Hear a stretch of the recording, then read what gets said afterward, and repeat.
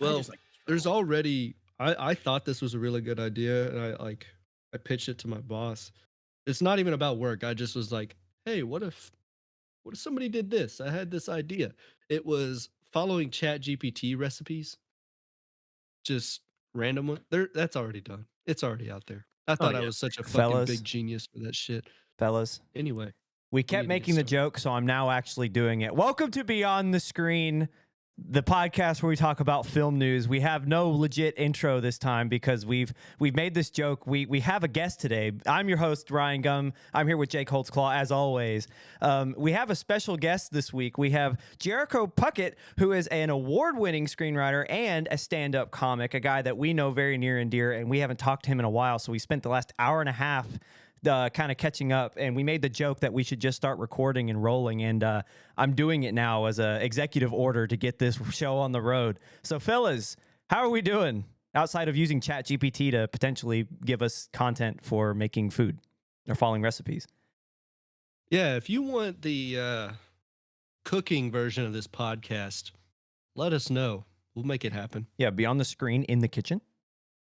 I'm Yeah, just a beyond the Chat kitchen. GPT program that you all have. I'm not even a real person. We'll just ask you what you want cooked, Jericho, and then we'll Yeah. just do it. Yeah. See how close we get. See how quickly AI gains sentience. Well, I mean, it's already at this Ugh. point. You just said you are AI, so you've already gained sentience. It's very true. It's very true. Well, fellas, this past Right. weekend was the Super Bowl.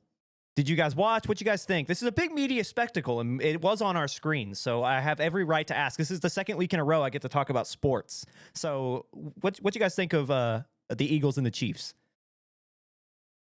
I am not a massive football fan. This is my first year really kind of following the NFL.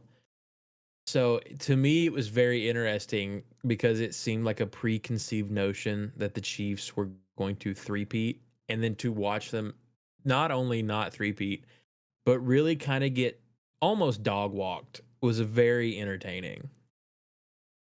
I watched it. I don't watch sports at all, and I was under the impression that everybody wanted the Chiefs to lose, and that's what came about. But I was over at the girlfriend's house, and her dad was just, oh, we're gonna, yeah, he doesn't like either of the teams.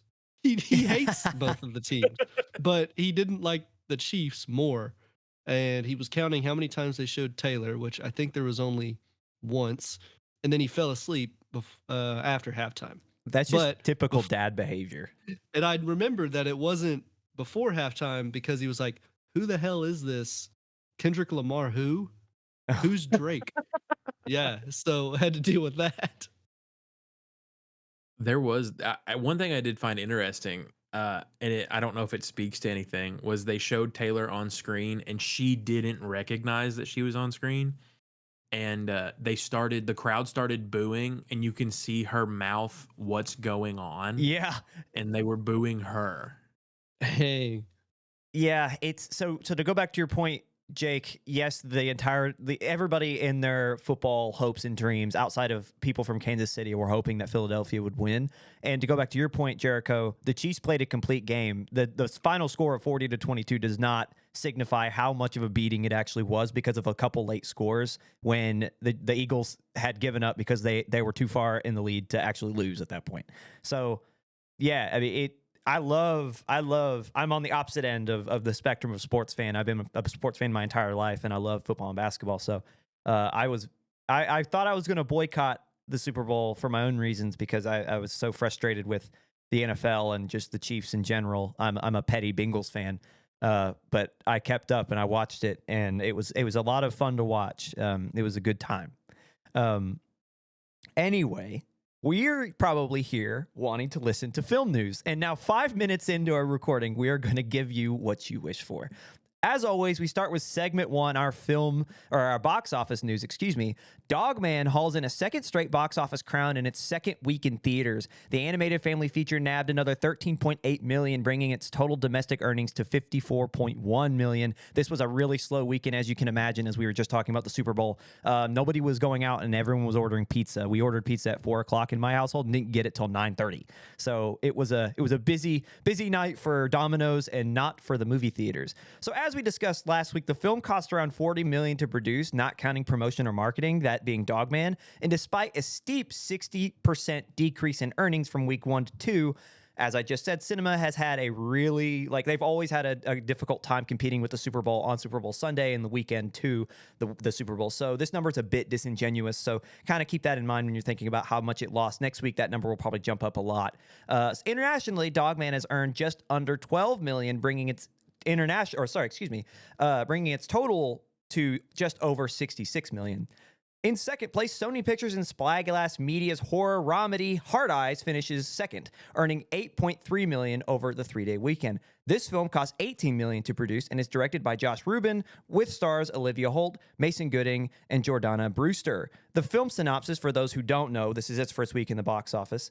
A masked maniac with glowing red eyes returns every Valentine's Day to terrorize unsuspecting couples. It has a modest B- cinema score. Hard Eyes to me seems a little bit basic, if you will. I know that the B- cinema score is not bad. Like for horror films, I think that's around the average. Maybe B is the average. Very popular genre. But even though this film seems to people seem to like it, I just can't really get behind it. What do you guys think about Hard Eyes, even as a concept? To me, it does seem like there's been this trend for maybe the last 8 to 10 years. I'm not exactly sure on release dates, and COVID makes that blurry. But it does seem to follow the trend of horror-related movies tied to holidays. Like we had Krampus, and then we had that the Thanksgiving one a couple years ago. I forget the name of that one. This kind of seems to fall in line with it, and it does make me wonder, if this is going to be a continuation of the trend. I've not seen anything about the film in particular, but you had Leprechaun back in the 90s or whatever the name of that movie was, the kind of the famous one. Mm-hmm. But what's the next, horror movie they can make about some American holiday? Yeah, I think I've only ever seen the shorts on TikTok and stuff, and it just seemed like a slasher, like a what is it called, holiday slasher kind of deal. So I thought that the killer looked cool. I mean, it's definitely new. It's not necessarily something I've ever seen before, but it didn't strike me as a non. I mean, I don't like horror movies to begin with, so it didn't strike me as something. It's like, oh yeah, I want to watch that. All I thought was that'd be a cool cosmetic on Dead by Daylight maybe. Yeah. And it's likely going to be. I would say that it eventually will get a DLC. So I saw the mask and I immediately thought of Halloween. It's made the way it is to sell costumes, I guess action figures if you collect those, and yeah, Fortnite skins that's what it felt like to me, which is why it felt, I guess, we've talked at length on this show about film for fun. And this seems like it's just a fun ride for those who like the genre. I do like horror, so maybe I would enjoy this. There's a specific scene, and Josh Rubin, the director, he talked at length about just conceptualizing it and making it a reality, where in the trailer you see, and I don't remember how it happened. It might have been like a harpoon or a gunshot, maybe like a shotgun or whatever. But the camera pulls back through the mouth, through the throat and the mouth of someone who had just gotten, I think they were shot. And it looks dope. It's a really cool looking shot. They go through the back of the neck, through the bullet hole, through the mouth that's open, and then they fall back, and you see they're in a van. And it's a cool shot, right? And these are things that you go and you watch, and it'll be fun. But also at the same time, I don't know. It's just I feel like we get so many of these that they just I don't know. It's just not really my cup of tea, especially when we've gotten this so many times up to this point.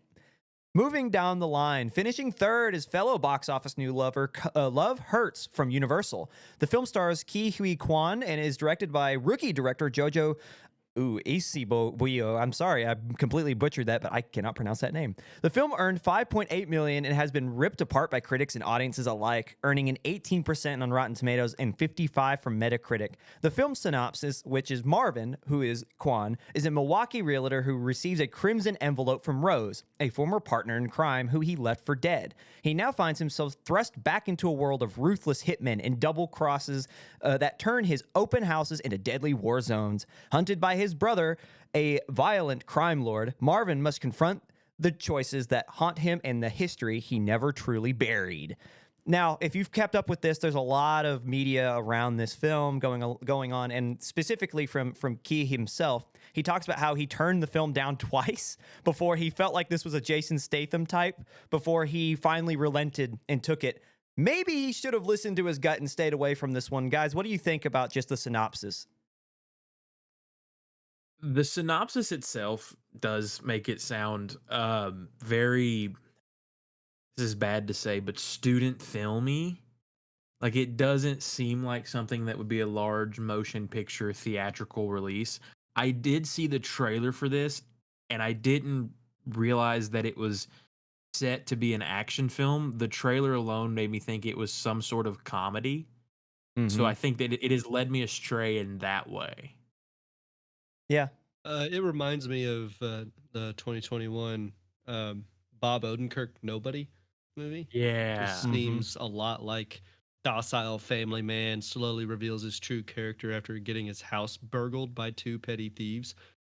It's like that is the synopsis for Nobody, and it's kind of the same, just realtor pulled back into the life XYZ. He's a trained, martial artist or whatever, it's just that movie, but now it's got data from the Goonies.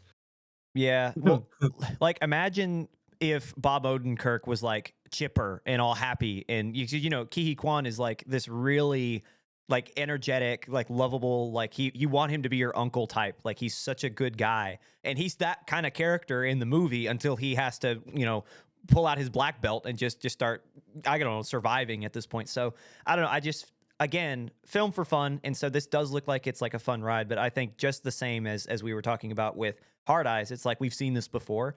First thing I thought of was Nobody was a great example. I got the same vibes, not in terms of like the story, but how I felt about the movie with Beekeeper, which was Jason Statham's last movie. And I did watch Beekeeper, and it wasn't bad. Like, Beekeeper was not terrible, but it was a stereotypical Jason Statham. And I wonder if this would have been better if it was a stereotypical Jason Statham, because there's an audience for that. Like, it's not like I don't know. This is more of a risk to kind of change that archetype. Because, I mean, think about Liam Neeson. People showed up to every Liam Neeson action film because it was Liam Neeson. And I feel like this fits in that category a lot better than it does with Quan as in his quirkiness. I'm happy to see him. Oh, sorry, go ahead. No, you're fine. I was just agreeing. No, okay, yeah. And I'm happy to see Quan himself get kind of like, this is the continued resurrection of his career. If there's anybody who deserves, he's an Oscar winner and he deserves all of the leading roles, it's him. But also, I feel like his gut told him right from the get, and he didn't really listen. I do want to ask, you all are much more, and this may be off the beaten path, but to kind of lead into Quan, it seemed to be, as you brought up Liam Neeson, was a lot of people went to theaters for actors, and is that still a thing anymore? Or is Quan kind of reinvigorating that idea of going to see a film simply for the actor instead of going to see a film because of a film? I don't think Quan, I think you're right. I think it might be coming back. I don't think Quan's quite there yet, but I don't even have one off the top of my head. But who would you go see if someone's in a film, Ryan? Well, right now, I not me personally, but I can tell you, like, The Rock is that guy right now. Like think about Red One. We talked at length on the show about how Red One, yes, it completely lost a ton of money, but that's because its budget was $250 million. If its budget was $50 million, it would have made money because people went to go see The Rock.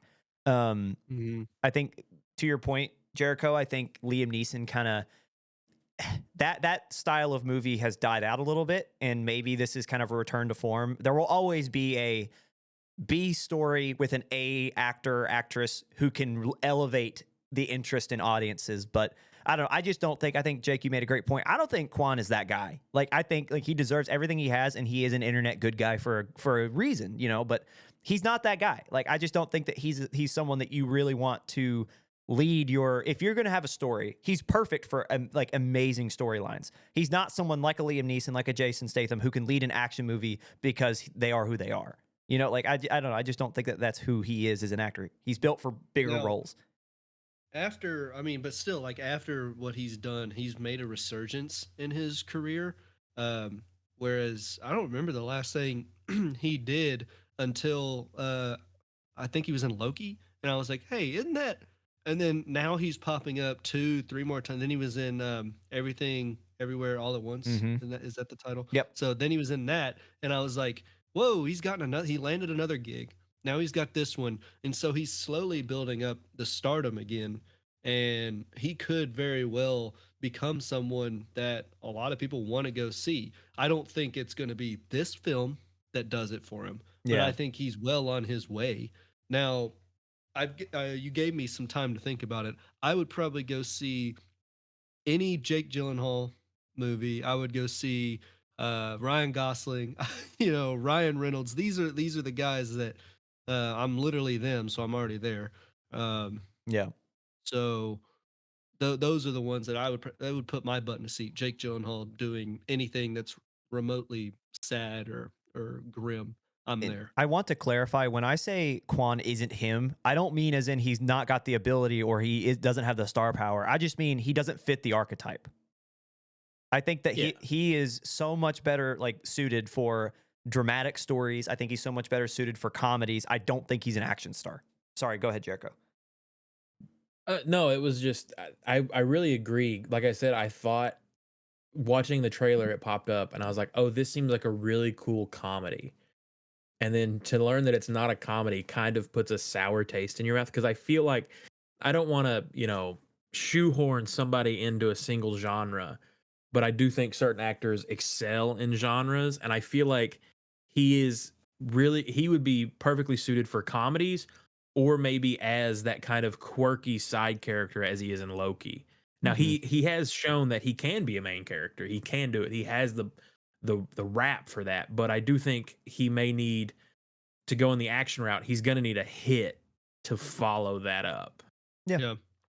So, like, also, for example, someone that I know my mom would probably be in the seats for, it goes back, it's like the Ghostbusters cast. Like, the whole Ghostbusters, the women's cast in the 2016 Ghostbusters, Melissa McCarthy, Kate McKinnon, Leslie Jones. My mom is in a seat. You put those three women into a script, she's there. And so there are, when was the last time Melissa McCarthy was in something? I mean, I'll look through it really quick. Yeah. She was in a TV series in 2024, and a movie I've not heard of, The Little Mermaid. She was Ursula in 2023 Little Mermaid. Didn't even know that. But I'm sure my mom watched it. Oh yeah, and So- there will always be those kinds of people. I think that I'm going to move on after this. I just think Quan, not to typecast, I don't want to necessarily say just comedy, but I think he's such a good dramatic actor. I think that in more, like, if you think about like what a theatrical play would entail with the story arcs, I think that he is better suited for that. I just think that this film in particular is not playing to his strengths, and I don't think he elevates the story just by him being in it, like a Jason Statham, like a like a Sly, whoever, insert action star here type. So I don't know. The point that I agree with, that I think we've kind of gotten here, is that he probably should have avoided this one, but he's here. It's great to see him get leading roles, and hopefully he continues to land them, and that this one doesn't push away his budding stardom in the later part of his career.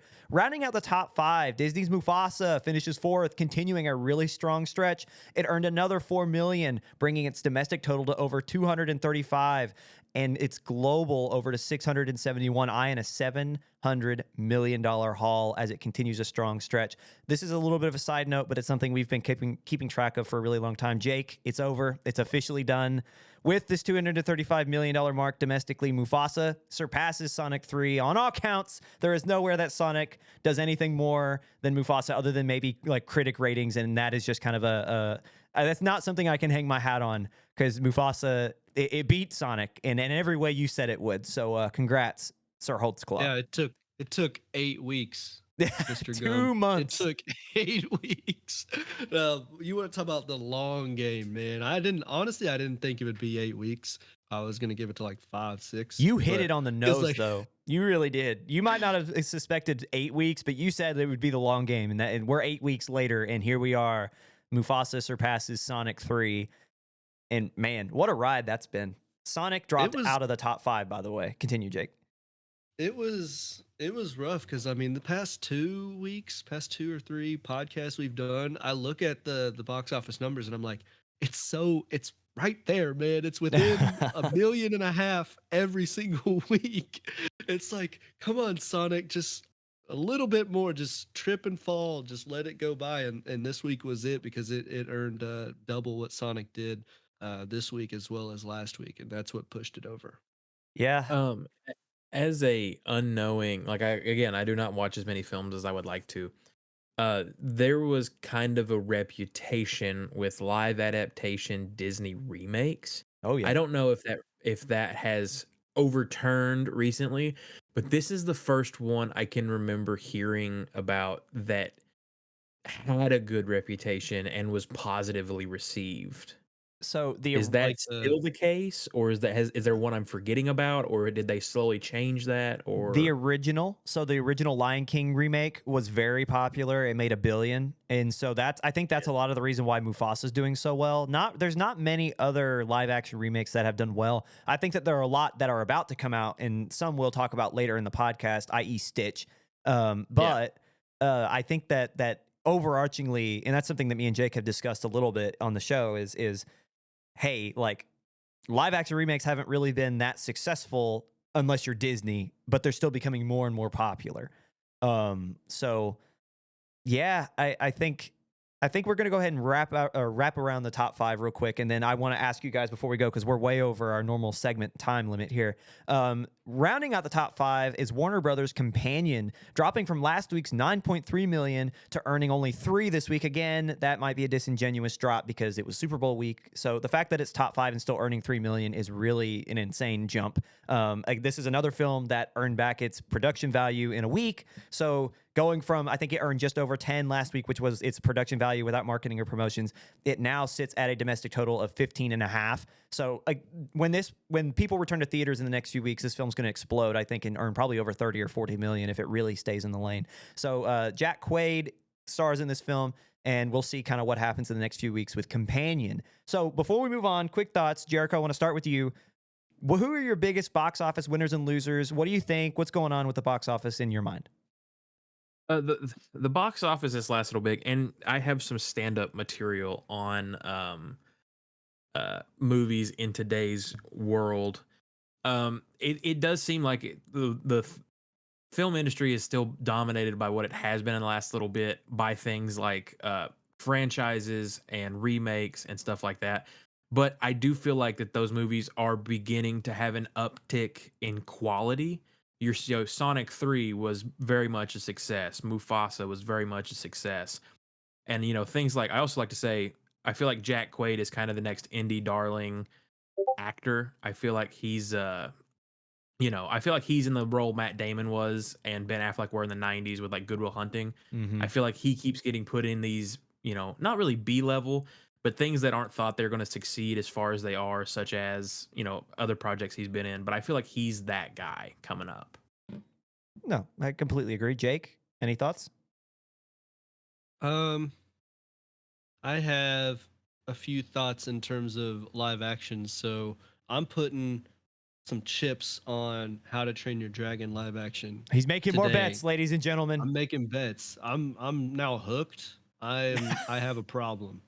I'm saying that is going to be massive. Like low taper fade massive. If anybody gets that poor joke. No, I think you're right. I do think that I'm not going to bet against you because I've learned my lesson until something else comes out in the same week, in which case I'll do it just for the meme. But in this moment, I'm not going to. Also, I think that if they do a number 2, that would be a bad move. if they live action How to Train Your Dragon 2. Oh, I think that's the point, is to try to do the franchise live action. I don't think that they And just do one and stop. I think that would be a flop. I think that will fail. I could be wrong on that one. That one's kind of like 50-50 for me, but I personally would not do it. I'd leave it at 1 and call it a day. Before we go to the second segment, I just want everybody in the comments to clown Jake for forgetting to bid on some lights that he really wanted. He said he'd do it during the pod, and he didn't. And he put it in the chat to his not to his benefit, I should say. And now everybody knows. So comment and laugh at him for not getting his lights. Coming up next, I got tomorrow. There's some coming up. Coming up next, the latest in the Emilia Perez controversies. After this.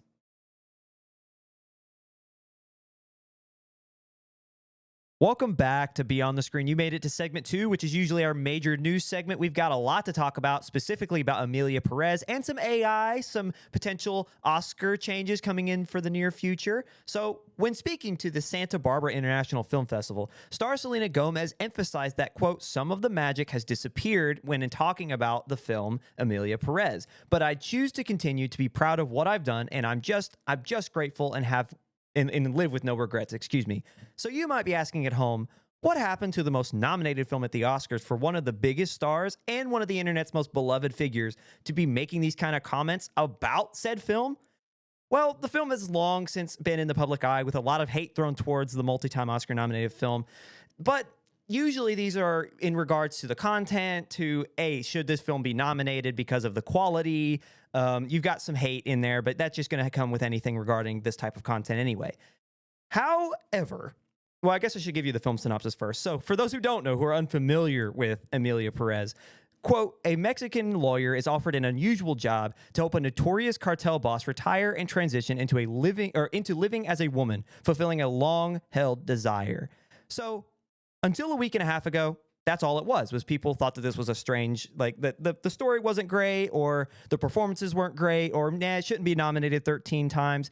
Then a week and a half ago, journalist Sarah Hagi discovered years-old tweets from star Carlos Sofia Gascon, who plays the titular Emilia Perez, entailing racism, xenophobia, and a lot more. Since then, Gascon has been on the offensive, giving a non-sanctioned by Netflix hour-long interview to CNN in which she claims she has been, quote, crucified and stoned without a trial, and that she is, quote, not racist, and that the tweets were taken out of context. The following day, after all this broke, lead Zoe Saldana was asked about the controversy during a Q&A in London. She states, quote, it makes me really sad because I don't support it and I don't have any tolerance for any negative rhetoric toward people of any group.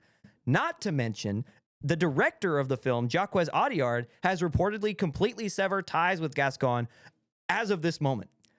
Gascon, the first openly transgender performer to be nominated for an Oscar, has labeled this entire media frenzy as a hit piece against the film. But since Audiard's comments, Gascon has completely taken a step back, removed herself from the film. She's not going to be at any red carpet event. She's not going to be at the Oscars. She's staying, I think she's native to not Portugal, but maybe Spain. She's not going to be there. She just said, I'm done with this. I'm backing up and I'm taking a step back, as have the other stars. Saldana and Gomez, outside of their comments, they've kind of separated themselves from the film a bit. And this is at the worst possible time. We're less than 3 weeks away from the Oscars, and this 13-time nominated film, none of its representation is going to show up because of a ill-timed, I'll say it, ill-timed controversy. Fellas, specifically Jericho, actually, because you had a lot cooking when we were talking off of recording. What do we make of this mess? So with this actress, and it's not so much the actress in particular, it's the way that they went about this. Coming from a world of stand-up comedy, cancellations happen very, very often. And you typically, there's infamous ones such as the Louis C.K. Cancellation and what happened with that. The one I want to talk about in particular is the cancellation of Shane Gillis. And he had a very similar situation where he was cast on Saturday Night Live, this huge event. That Saturday Night Live is kind of like getting that is almost like an Oscar or something in the film industry. It's kind of the peak for people pursuing that path. And he got on there, and somebody dug up from a former podcast him saying some very racial things. and it was almost a cancellation, but the way he went about it was just as tried and true. He was, a lot of people did not exactly like his apology, but it was very much, he was like, I was in the wrong. I'm a comedian. That's the way my mind thinks. That's just how I am. And it was in similar, with this actress Emilia. She went and had this big, press release that Netflix didn't sanction. Shane Gillis did the same thing, and posted a tweet that NBC did not sanction. But it seems it's very much fired back on Emilia. But for Shane, it kind of helped elevate his career in a way. So I feel like there is a way to navigate situations like this that can be a positive and can show human growth in a person. And I feel like she might have just ticked every box in the opposite direction and really just not done what was needed. Yeah, I don't think there is. You cannot make yourself seem more racist after questionable comments than by saying I'm not racist. It just feels like everything she said after the fact, completely to your point, just was so like, it just, the way she handled it. Because to me, when I was reading this and when kind of following the story, it felt more like she was trying to get ahead of things rather than trying to defend herself, if that makes any sense. It's not like she's claiming she didn't do it, but it's like, that thing when someone's guilty and they give you way too much information. And it's like, yes, you're trying to cover up for your confidence by giving way too much info. That's what it felt like. It felt like if to your point, like, if you were a different person at one point and you said some things that you no longer believe, because people do change. Now, do they change that much? That's a question and a debate for another time. But if you said some things that you don't believe now, that you maybe said however long ago to get a reaction, or, just whatever, because sometimes people say things they don't mean, then just be open about that. Say, look, that's not who I am. Like, that's happened before. And at some point, you're going to get canceled either way. But I don't know. It just doesn't sit right with me how she handled it. Jake, I could see your brain. You're churning a little bit over there. What you think? Yeah, I'm in the same boat. There's a right way and there's a wrong way. Backed into a corner, like a cat. You don't start flinging the razor blades. You don't start fighting back. You kind of just have to. I mean, that's the reality. Somebody put you under a microscope. Your dirt was found. I mean, there's no changing it. No hour-long interview on CNN is going to save you from cancellation. It's how you become a better person from that point on, to the future. So it's all about growth. People it will be inevitable. You'll get canceled. However, you show the growth over time, people will forgive, and everything will always like smooth over, unless you're abrasive, you go on the offensive. And I mean, because it's not even like I'm a changed person. It's like, no, I said those things and it was out of context, so you're wrong. And it's like, it's just, This is a hit piece. Yeah. Yeah, this is, you start claiming things, and then and from a PR standpoint, like calling it a hit piece against the film is just one of those extra things, like blaming the customer, something you just don't do.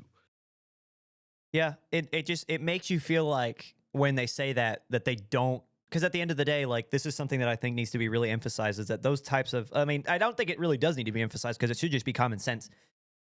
There's just no space for that. Like, we're all trying to live here. We're all trying to, like, I guess it's easy to say it's three white men, but it's also like, we're all trying to make it in this world. We all have things that we are, like, either self-conscious about, or people, like there's no reason to be difficult for one another. And if, you say something again that you don't mean, own up to it, like, so I don't know. It just makes it seem like this person completely meant what they said and they feel bad that they got caught, rather than, I said something that I didn't know the gravity of, or the weight of what I was saying back when I was younger, and I thought it was gone and it came back, but I'm a different, like that. Again, that's a totally, like, I'm not going to say relatable thing, but that is something that is, like, feasible in the human subconscious. Is, yeah, I was a kid, and like I grew up in this area and they weren't that, we didn't have that much in terms of perspective on different people, so we didn't know how offensive that was, and so I said some things online because of the people I was, there's all kinds of reasons, and it's just, I don't know, it just doesn't sit right with me, her reaction.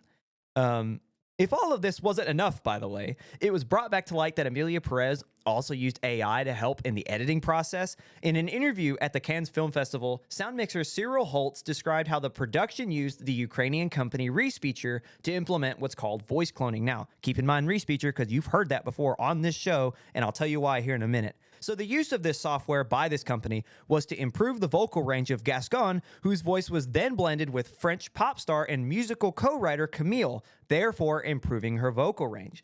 Respeecher was also revealed recently to have been used in fellow Oscar hopeful The Brutalist to better Adrian Brody and Felicity Jones' Hungarian accents. Now, the Academy is looking into potentially requiring films to disclose if AI was used to even be eligible for the Oscars. Right now, it's kind of a, you can if you want, but you can't use it for this reason. But if you don't want to disclose, you don't have to. Now we're getting Oscar hopefuls, multiple time over nominees, 13, 10 times, 6-time nominations, revealing that for their performances, they did use AI. I think there's a difference between these two, but I want to get your guys' points first. Jake, I'm going to ask you first this time. What do you think? I don't mind the Academy looking to require the disclosure of AI. Now, do I think it necessarily makes them ineligible if they use it? No, and I don't think that's what they're saying. It's just like you can use AI. Like The Brutalist, I think was a very creative way to do right by Hungary and the accents from that country. This, vocal range wise, it's a little bit further to that line that I think once you cross it, we'll know. Once another film actually does cross it, that will likely push the Oscars over the edge and decide to get rid of it. I don't think these two films are there yet, but so far, I think it's the right thing to do to disclose AI from the get go. Just say, yeah, hey, we used it. This is how we used it. And it's better because of these reasons. Like I said, I don't know what is going to happen in the future where AI is going to completely replace one of the, side characters. I don't know. But at that point, it's probably going to be, you could have hired somebody to play that role. Why did you use AI? And that's probably what it's going to turn out to be. Jericho? As someone who is, pursuing a career in the entertainment field, the utilization of AI is kind of creepy, kind of scary because, AI can turn something out in minutes. Whereas, a set for me may take, I've been doing stand up for going on 2 years and I have about 17 to 20 minutes of usable material. So seeing this now encroach this drastically into the world of film is very worrisome. And right now it might just be, altercations of voices and accents. But I mean, I don't think we're very far away from the first AI character. And then that's the first step into the ocean of AI. Yeah. I think all these things are great points. And I think for me, like, you have to have guidelines for what is usable and what's not, what is an Oscar nominated film. Because you're going to get AI, as you just said, characters made by AI. You're going to get stories written by AI. You're going to eventually at some point, and I've heard this many times over, and I don't think we're there yet. You're going to get to a point to where you put in a prompt to Chat GPT and it can give you an entire movie. You just press play, right? Like, and so limiting that from a filmmaker's perspective, from these high-end production company who have infinite amounts of money and can get a decently, probably a lot better quality AI usage than out of Chat GPT just with their money. However, I think with specifically, we talked about The Brutalist before, and I was on this huge rant a number of weeks ago, Jake, you remember, and it was talking about how there was this double standard in Hollywood about you can use it. As of right now, you don't even have to disclose you use it. But if you do use it, there's this controversy. And it's like with The Brutalist in particular, because I think it's a great point. It was made by the director, and I'm blanking on his name now with The Brutalist, is that this software did not change their performance. And that's true. Changing a vowel here and there to make something sound more realistic to the people that speak that language isn't necessarily altering how Adrian Brody or Felicity Jones portrayed their characters, right? It's just adding more authenticity, which makes it a better film. And, in that instance, if you're going to say you can use AI, sure, make them like they have to tell the world that they used AI. That's fine. But with this, if I can't remember if Emilia Perez, if the actress that plays Emilia Perez, and I'm Gascon, sorry, if she cannot hit that vocal range, that's improving her performance. If you're using AI to take a completely different singer and to clone her voice over Gascon so that she can have a higher pitch, so she can hit a better vocal range and sound better, that is altering her performance. That is taking it, as Jake said, a step way too far in a direction that is like, when do you say she is I know she's up for Best Actress, right? She's a nominated actress, could win the Academy Award. How much of that is based upon her singing in a musical? How much of that musical has been altered through the use of AI with someone else's voice?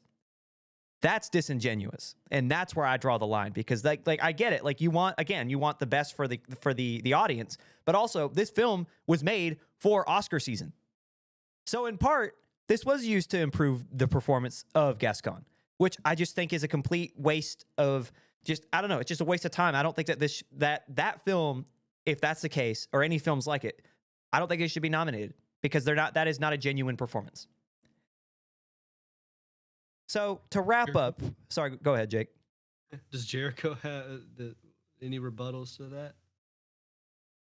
Do you agree? What is your take? Where is the line drawn in Jericho's world?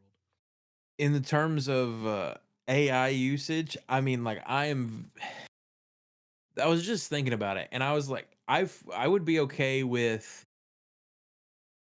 AI being used to do something to enhance a scene, but not a performance or the story. So like, and just this is the example that popped into my head. If you somehow used AI to make like a character shooting another character seem more real, more realistic, not having to cut a certain way, not having to cut around it. That's so far fetched. I don't think it would really work well.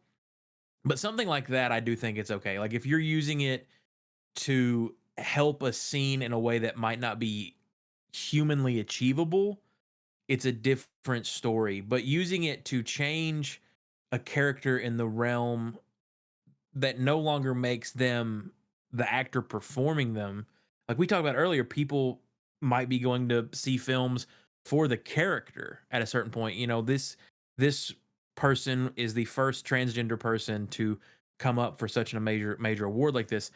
That alone is going to draw people to the screen, but then having them fake it almost taints that accomplishment. Mm-hmm. So I'm very against the use of AI in many circumstances. I do think it has its place, but not in this regard. Oh yeah, I mean, and just in my professional life, I use various like graphic design softwares, and a lot of them have AI. And for me, it's like it's nice to throw a prompt in there and to see what it gets as inspiration. Like it's nice to see, like I'll do it 2 or 3 times, or I'll hit the load button 2 or 3 times, and I'll get various pieces from each iteration of whatever prompt. And I might use multiple pieces. And like that idea came from AI. It didn't necessarily like birth from AI, because obviously I put in the prompt, but it inspired me with a look. It inspired me with an element that allowed me to create something better. I think there's a big like use for AI, and especially in storytelling and film. I don't think that there's a problem with that. I don't know. I just think that exactly what you said, when you start altering performances, when does the human element become what gives you an award? If we're talking strictly about the Oscars. I think to recap this, there is no place for any of the comments made, even if it was 10 years ago. And even if it come from a place of somewhere that this person could have grown from, they acted more like they were surprised they got caught than actual remorse for saying the comments. So anyway, I think that's a great place to stop. Coming up next, segment 3, your quick hits.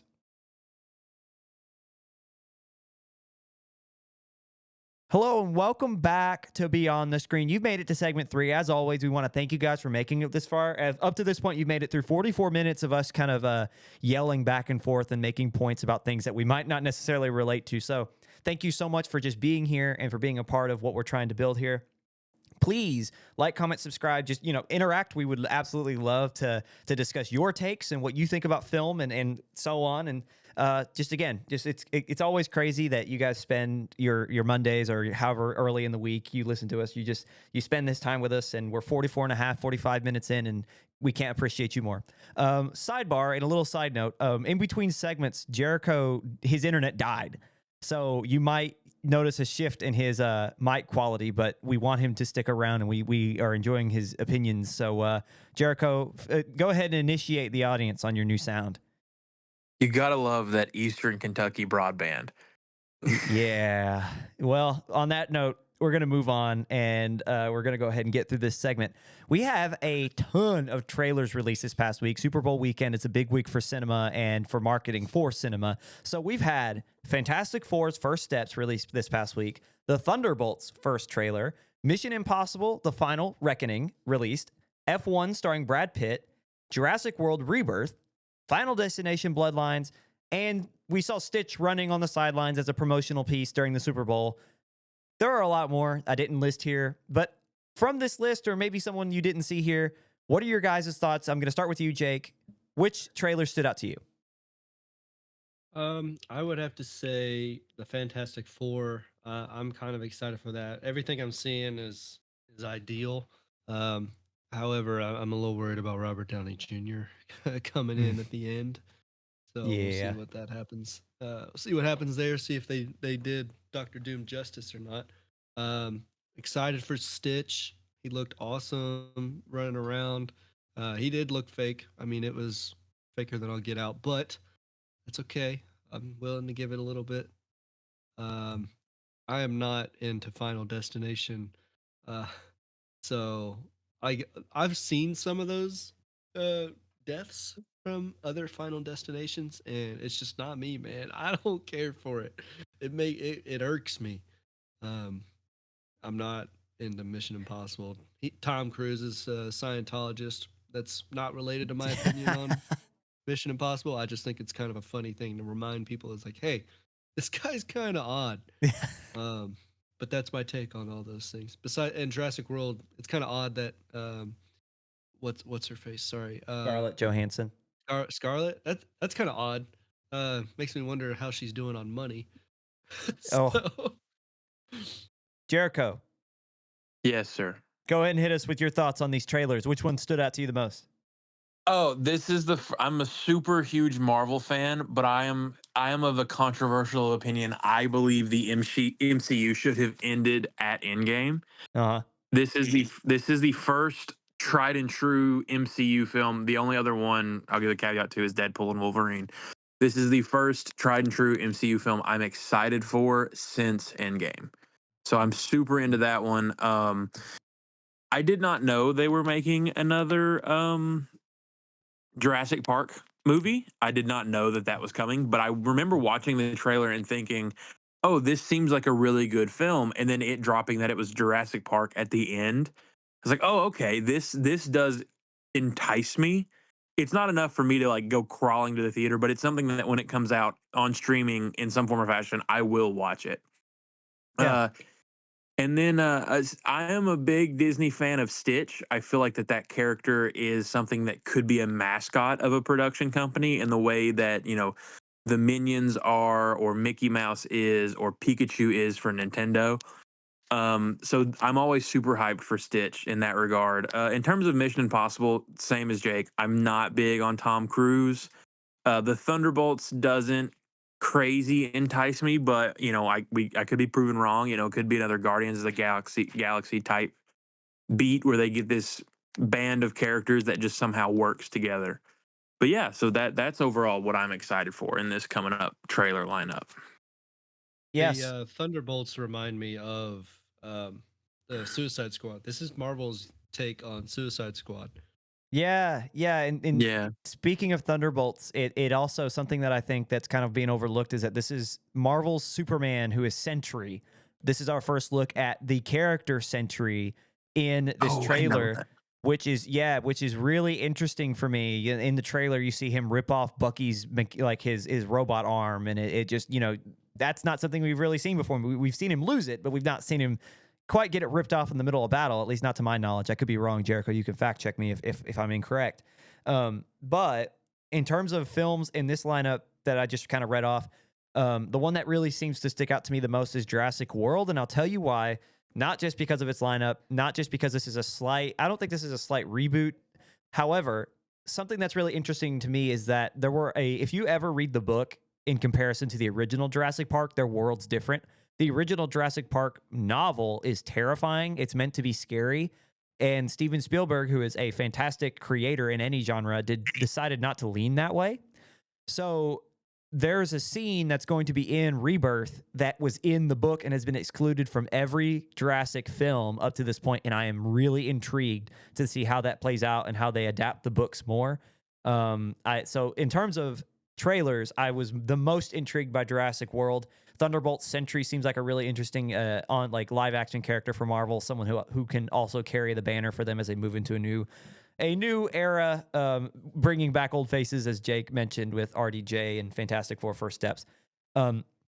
Moving down the line, Jericho, Back to the Future creator on a potential fourth installment. He says, F you, or screw you, we're going to keep this PG here on this show. Creator Bob Gale was asked behind the scenes at the Saturn Awards about what dreams he could have after such a successful franchise or a run of films in his career. He says, quote, I'm having the best third act of life that anyone could imagine. People always say, well, when are you guys going to go or to do Back to the Future 4? And we say, F you. You can quote me on that. Gale furthered his point by saying, quote, we made 3 terrific movies and people kept asking for more, so we made Back to the Future the musical. We're taking it around the world. Jericho, thoughts on Bob Gale? That gives me so much respect for that man. I love, there's obviously every single franchise is milked dry. And I feel like Back to the Future, I don't know if this is a hot take or if this is kind of the typical opinion. I feel like Back to the Future 1, 2, and 3 is the best trilogy of films that has been made. And not wanting to ruin that reputation or spoil what that franchise has created, I feel like that's what I would want to be as a creator, as a director.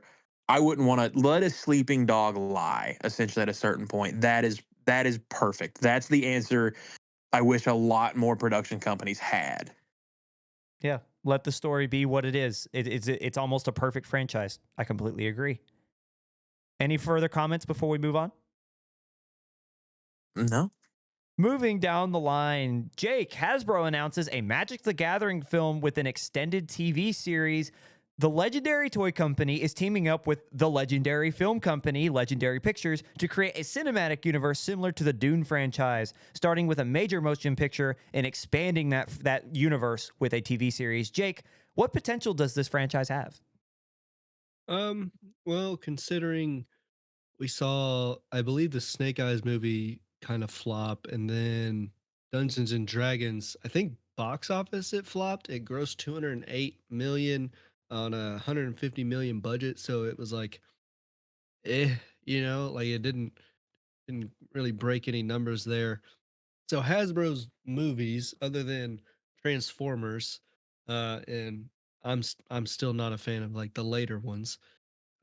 It's kind of iffy, So you're gonna be playing off of the fan base of Magic the Gathering, and is that fan base strong enough and wide enough to support a movie? And we don't know what the budget is, but it could be a lot. And that's what makes me weary is how much budget we working with, and will an audience support that? Because I think you're going to have a hard time converting those who don't already play Magic the Gathering. Yeah, and I completely agree. And that audience you're talking about is me. I don't know a lot about Magic. I'm not really a big card enthusiast or card game enthusiast. So I think that there's a ton in this franchise that can be explored. But I think to your point and something, and I would love for you to expound upon this if you have more. I feel like as long as this has a direction, because if they're talking about or TV franchises after a movie, they've already got to have a story in mind. So as long as there's a point every single time we see, or like there's something on our screen from this franchise, I think it's got every reason to be successful. Yeah. As Go ahead, Jericho. as someone who plays Magic the Gathering, I think this might be an uphill battle for them. Interesting. Explain. They have a story built around it, and just the way that the world works, and also kind of the community that is around Magic the Gathering. I feel like, and this might be a hot take, and this might offend some people. I feel like with the community of some of the, not some of the people, not all of them, that is around Magic the Gathering, you could have a perfect movie and them say it was like a Sharknado type movie. It was just extremely bad. Sharknado had 8 films. Yeah, but So, but yeah, they are definitely, and I would say that they overlap with the Star Wars snobs. I would say a lot of Star Wars snobs are probably also Magic the Gathering players and would have a very strong opinion about both franchises. Yeah. Any further comments about Magic? I'm done. All right, going back to you, Jericho. Moving down the line, Deadpool creator ditches Marvel after red carpet shenanigans. Deadpool creator Rob Liefeld quits Marvel after more than 30 years with the publisher. On the Robservations podcast, which is an amazing name that I wish I would have thought of if my name was Rob. And in a follow-up interview in an interview with THR, Liefeld describes how this entire event started at last summer's Deadpool and Wolverine premiere. The creator outlined how he and his family were not invited to the after party, and he felt slighted by the Marvel brass. Overall, Liefeld claims, quote, Kevin Feige does not treat comic book creators well, which turned a lot of heads because that is not what people describe Kevin Feige like. Jericho, what are your thoughts on Marvel potentially alienating creators or just this entire scenario? I mean, there's at a certain point, yeah. I am one of the people that I feel like Kevin Feige is the one who is going out of his way to make sure the comic books are represented front and center. One conversation I've seen on the internet quite a lot is the costumes for the upcoming Fantastic Four film and how comic accurate they are. And with Deadpool and Wolverine, how we finally got the comic accurate Wolverine suit. I don't know if maybe not I don't know if giving that is giving props to the comic writers, but I feel like it would be. So I feel like there's more to this story than is being let on. Yeah, and I couldn't agree more. It just seems a little odd that this guy who does so much fan service all of a sudden just doesn't treat the creators of these stories very well. That's the first time I've heard, anyway, in my memory, of Feige not treating a creator like to the best of his ability. The only other instance I may have, and it might not have, I don't think it was Feige, I think it was Disney, is the whole Scarlett Johansson Black Widow being dropped early on streaming. Yeah. That's the only other issue I can think about, and I doubt that was Feige. Yeah, Jake, do you have any comments? Yeah, I think there's something else. Also, I'm not hearing about any of the other things that have happened since what do you say last summer's the premiere and this after party. He quit with a tenure of more than 30 years because he wasn't invited to a party. I think there's definitely more going on. I would like to know what else because he said this entire event started at last summer. So there's got to be more things since last summer. And then because it's not just not being invited to a party. Come on. Like you're not leaving Marvel because Marvel's a big name, dude. You're not giving up your seat at Marvel because you weren't invited to a party. So I don't know. There's definitely something else. And it makes me wonder what Rob's kind of keeping to himself because I mean you can complain so much until I learn both sides of the story. What else happened? How else is Feige doing you wrong? And then I'll make my opinion. But from so far, Kevin Feige has only ever done positive towards the comic book creators. I I'm gonna need to almost see some more. I almost wonder what how they treated him when they did these premieres, because it's like obviously this guy's had many a backstory and many an after party with Marvel because he insinuated in at least or it was insinuated in the article that we're sourcing from here that he was used to going to these. Now whether that's with Disney or with Fox, it doesn't really describe, but it seems to insinuate that with Kevin Feige and with the Marvel brass and with Disney, I almost wonder if this is a ego trip. Like this is a guy who I created this character, and this is only here because of me, and then I didn't get invited, and now boo, and he's all angry. But the thing is, at this point, they could do whatever they want with the character. It's like, I guess know your role a little bit, Rob. like they don't need you. And that's basically how Disney runs their company. It's like we don't need you. Like, Yeah. We'll throw whoever we want into that suit and we'll have him say whatever he says. This is like the opposite of like, usually it's like, let creators create and big production companies need to stop getting in the way of whatever. This is like the writer or the creator putting the foot in their mouth, which is not a situation we usually find ourselves in. I will just say I need more. I'm not going to paint Rob as a very good point. A negative individual. I need to know more than just not being invited to an after party. Because number one, yeah, Fox versus Disney. Marvel brass means something different after that acquisition. So him feeling slighted by Marvel brass could be completely different people. And then on top of that, it's kind of like, what else happened? Because I know it wasn't just the party. Yeah. Jericho, any final thoughts on this topic? It is one of those things that it makes me worry about. I mean, it's one thing a lot of people are questioning about the future of Deadpool in the MCU is now having a creator leave. So that is one thing that I do speculate. I don't have any exact opinions on it now, but it is something I'll be keeping an eye on as, the months and years go by.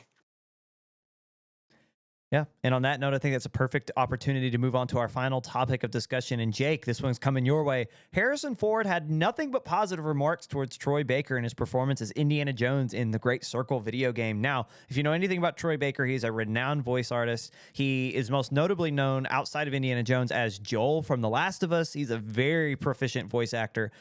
When asked about what he thought about Troy, he specifically said, he being Harrison Ford, said, quote, "You don't need artificial intelligence to steal my soul. You can already do it for nickels and dimes with good ideas and talent. Baker did a brilliant job, and it didn't take AI to do it." Says Baker also did, currently at the Game Awards, he continued to say, hey, he did fantastic. Ford also describes how he doesn't care that the Dial of Destiny flopped at the box office. Just a little sidebar that he went while he was on a tangent. Jake, what should the future of Indiana Jones be inevitably when Harrison Ford moves on from the role? I mean, it's another one of those franchises that, yeah, I mean, if there's a story, maybe, but how many Indiana Jones movies? Because we're going to see it turn into, well, Indiana Jones was my dad. Now I'm, and he has a son, but I don't remember what his son's name is. I'm Montana Jones. Shia LaBeouf. Yeah, Shia LaBeouf plays him. Whatever it is. Yeah, so it's another one. I think it's a little milked. Harrison Ford, obviously, he made Indiana Jones. Like, that's him. That's who he's. Besides Han Solo, it's Indiana Jones. So, a video game is a little different, and that's why we can say that Baker did a great job. But they used Harrison Ford's likeness. I mean, I'm looking at the image right now, and that just looks like Harrison Ford more than it does Baker. Mm-hmm. So he's right. It didn't take AI to do it. It took nickels and dimes, good ideas, and talent to replace him. However, I know who the graphics guy was thinking of when he designed the character. So I don't know. The future without Harrison Ford, I could do without more Indiana Joneses. Would be my take. I have an interesting take that might back up what you're saying, but Jericho, I want to get your thoughts on this. I mean, I go back to what I said with the Back to the Future thing. Is I feel like the video game is a different aspect. I do want to point that out. I'm glad that they went that route, but to the Dial of Destiny is like at a certain point, you're milking the cow dry, and you're gonna ruin what you have. And I feel like, again, the video game was a different direction. I think that might be the way to go in some of these cases, or the musical as Back to the Future did. But I kind of have to agree. Now, the actor did a fantastic role, and that coming from Harrison Ford does seem to be very big props, because a lot of times I see a lot of negative Nancy out of Harrison Ford, so that's got to be big props in his eyes. But yeah, I'm kind of glad that maybe they're going a different direction with that cash cow. Yeah, I think my point with this whole thing, and this is going to be the end of the show. We'll do final remarks right after this, but just kind of to round out this topic, I think post Harrison Ford, because he's in his 80s, we're not going to have Harrison Ford forever. He's not going to be able to play the character that he plays for the next 30 years. That's just not possible.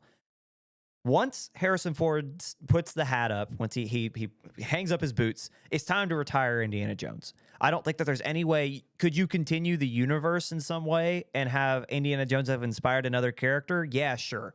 Like whatever. If you want to expound upon the world that Indiana Jones could have influenced, yeah, you could bring back Shia LaBeouf and you could do whatever. And I'm sure that's a positive way to do it. And I'm not talking about the video games, because the video games are a lot different. That's just another way, an avenue that is successful in terms of actually keeping the character around. And I worry about that even being kind of beating a dead horse.